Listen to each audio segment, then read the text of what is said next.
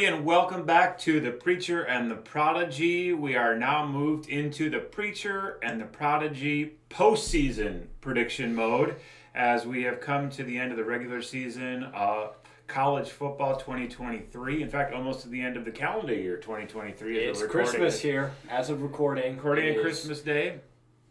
Before we head off to a little family time out in Northwest Iowa, it's been a day of joy and a week of mourning after our beloved Red Raiders fell to Kaiser 31-21 in the NAIA championship game. Great season.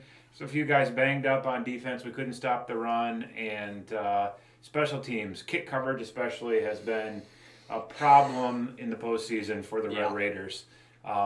But hats off to Coach McCarty, to all of our friends on the team who played so well down the stretch. We'll be back. There's some parts returning, but a tip of the cap especially to guys like Connor McClellan and Mike Story, who've had tremendous careers and have finished their time with the Red Raiders. But happiness and other fronts. Our Wolverines are playing for a spot in the national championship game after defeating Iowa in a 26-0 game, which I predicted to be 26-10. I saw field goals everywhere, but Iowa's defense was as advertised. Very good defense. The Phil Parker guys, none of them. I mean, occasionally they get a flashy guy, Wampa, Campbell, but they're just always in the right place. They just play position football defensively so good, and that was a great. Accomplishment for them to finish the season. What did they finish? 11-2, perhaps, or 10-3, something. Just a great season. Maybe 10-3. So congratulations to the Hawkeyes.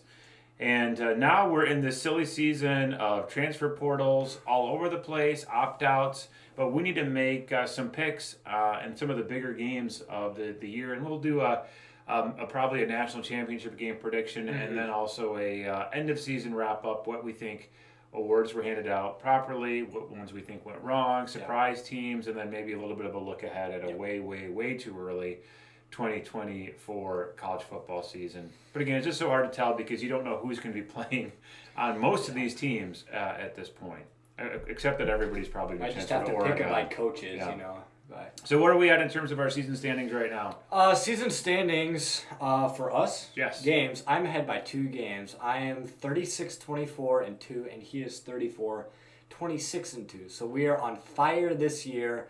Bounced back from last year where we were both kind of under 500 most of the year. Having a great year, and it's going to come down to the stretch. All right. So there's one game left to pick after this, but I'm going to have to make up at least one game this weekend. So we can't pick all the same games. All right. It means I have to start. We're going to start with a non-New Year's 6 game. We're going to do this. We're going to have 5 out of the 6 New Year's 6 games because, you know, the Liberty-Oregon game is not going to be interesting. So in place of that, we're going to pick Arizona versus Oklahoma. An upstart Arizona team came out of nowhere and surprising everybody. And Oklahoma kind of expected to be here all year long. Wildcats are favored by 2.5. I don't know. I don't think Dylan Gabriel is playing in this game because I think that have a lot to do with the spread. I'll pick first.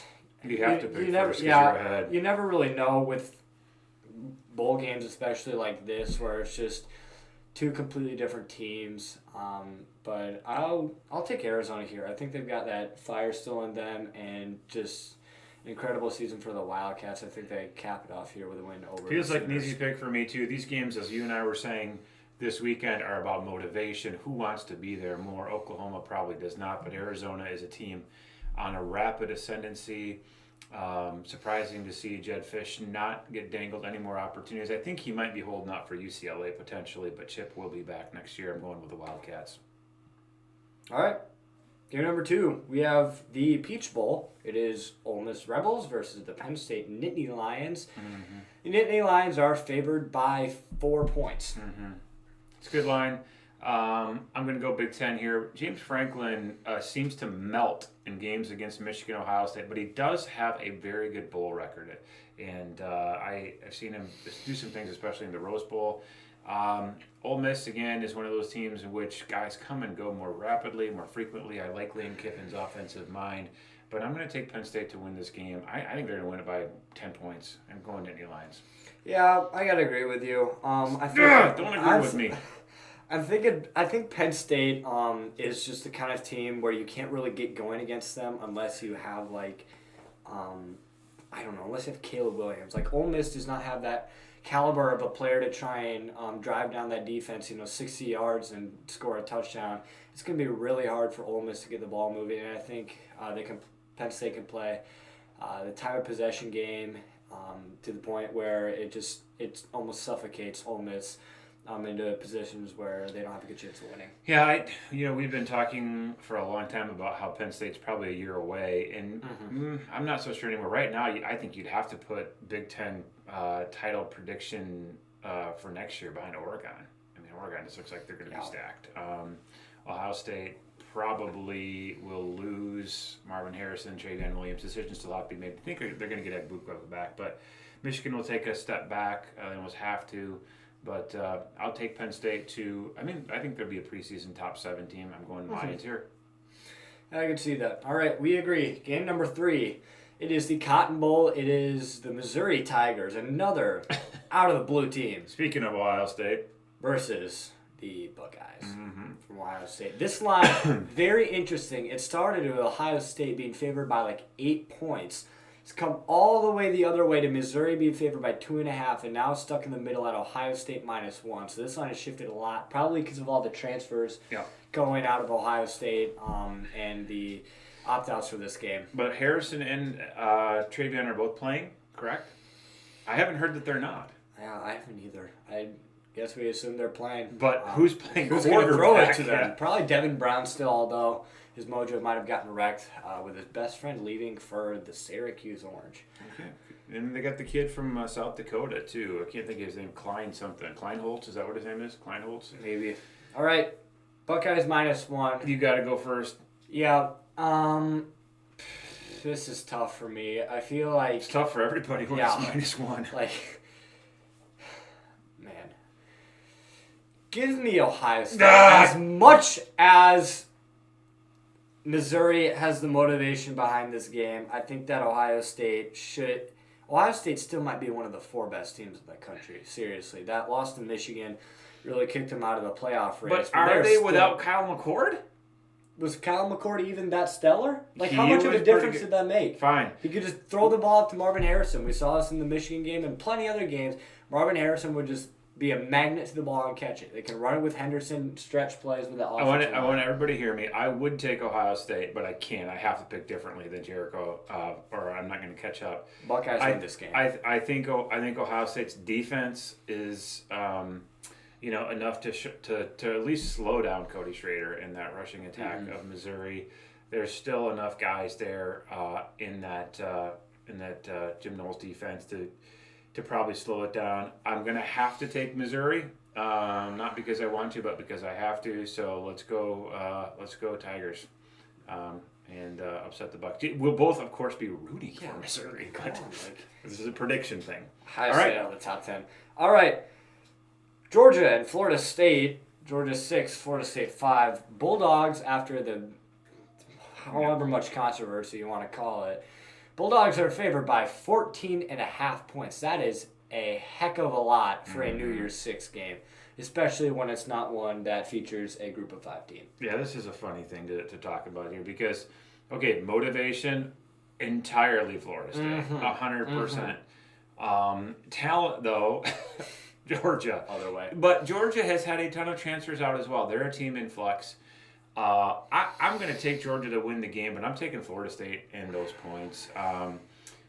They will have Rodemaker at quarterback back, and so I'm going to take Florida State, and I'm guessing you are too because you just fist pumped, and you're just playing rope. No, I'm not. I promise you, I would have picked Florida State too. I think it's another motivation game, where Georgia's like, man, we're not as good as we were the last 2 years, and now 33-24 Georgia. Win a championship. No, 23-14 Georgia. Yeah, I was like, that's a lot of points. 23-14. But all right. I'll take Florida State to cover this game too. Sadly, we agree. I think it could be a boring game though. Yeah. Not gonna lie. Let's bring us to the big ones here. All right, semifinals. Number 2, Washington versus Number 3, Texas. Despite the rankings, Longhorns are favored by 4 points. Well, You got me? You got to go first. Washington wins.